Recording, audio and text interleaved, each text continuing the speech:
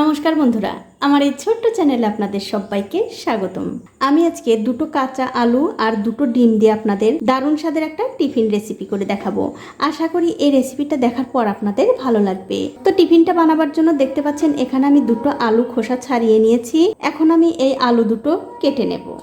দেখুন, আলু দুটো কেটে আমি ধুয়ে পরিষ্কার করে নিয়েছি। এগুলো একপাশে রেখে দিচ্ছি। এখন একটা বাটির মধ্যে ভেঙে নেব সেই ডিম দুটো। তারপর এর মধ্যে দিয়ে দিচ্ছি স্বাদ মতো নুন। এবারে নুন আর ডিমটা খুব ভালো করে ফেটিয়ে নিতে হবে। দেখুন, ডিমটা কিন্তু আমি খুব ভালো করে ফেটিয়ে নিয়েছি। এখন একটা ফ্রাই প্যানে দিয়ে দিচ্ছি একটুখানি সাদা তেল। এবারে এই তেলটা একটু ভালো করে গরম করে নিতে হবে। যখন দেখবেন তেলটা খুব ভালো করে গরম হয়ে গেছে, তখন এর মধ্যে আলুগুলো দিয়ে একটু ভেজে নিতে হবে। তবে আলুগুলো ভাজার সময় একটুখানি নুন দিয়ে দেবেন, তাহলে খুব তাড়াতাড়ি আলুগুলো নরম হয়ে যাবে। এবারে নুনের সঙ্গে এই আলুগুলো ভালো করে মিশিয়ে দিয়ে একটা ঢাকা দিয়ে এই আলুগুলো যতক্ষণ না ভালো করে সেদ্ধ হচ্ছে ততক্ষণ কিন্তু রান্না করে নিতে হবে। দেখুন, গ্যাসের ফ্লেমটা একদম লোতে রেখে এই আলুগুলো কিন্তু আমি ভালো করে ভেজে নিয়েছি। আর সবগুলো আলুই কিন্তু বন্ধুরা ভালোভাবে সেদ্ধ হয়ে গেছে, দেখতে পাচ্ছেন। এখন এই আলুগুলো আমি অন্য একটা পাত্রে তুলে নিচ্ছি। আলুগুলো তুলে নেবার পর ওই আলুর মধ্যে দিয়ে দিচ্ছি একটু পেঁয়াজ কুচি, একটুখানি ধনেপাতা কুচি, একটা কাঁচা লঙ্কা, সামান্য পরিমাণে একটু জিরার গুঁড়ো, একটু হলুদের গুঁড়ো, আর দিয়ে দিলাম সামান্য পরিমাণে একটু নুন। যেহেতু বন্ধুরা নুন কিন্তু অনেকবার দেয়া আছে, তার জন্য কিন্তু একটু বুঝেই দেবেন। সবশেষে এর মধ্যে দিয়ে দেব সেই আগে থেকে ফেটিয়ে রাখা ডিম। এবারে ডিমের সঙ্গে সব কিছু খুব ভালো করে মিশিয়ে নিতে হবে। আর আমার এই ছোট্ট চ্যানেলটি যারা সাবস্ক্রাইব করেছেন তাদেরকে অনেক ধন্যবাদ। আর যারা সাবস্ক্রাইব করেননি তাদেরকে সাবস্ক্রাইব করে নেওয়ার অনুরোধ রইল।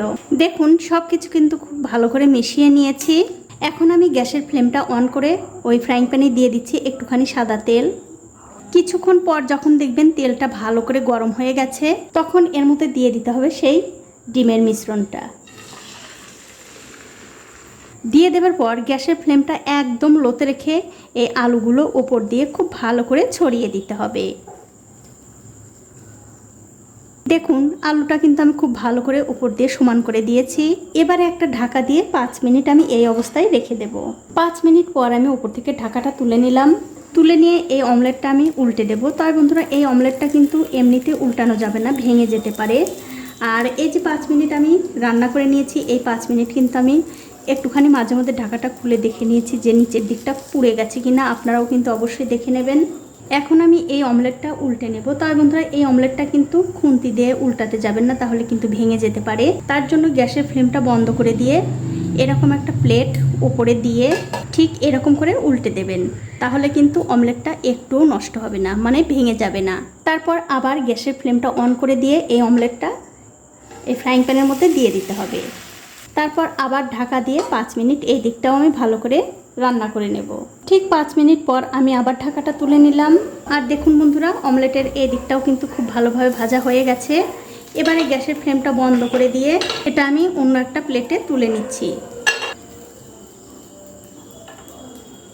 এখন আমি এই অমলেটটা আপনাদের একটু কেটেও দেখাবো। এভাবে অমলেট বানিয়ে কিন্তু আপনারা বাচ্চাদের টিফিনে কিংবা আপনারা সন্ধ্যার সময় স্ন্যাক্স হিসাবেও খেতে পারেন। খেতে কিন্তু দুর্দান্ত হয়।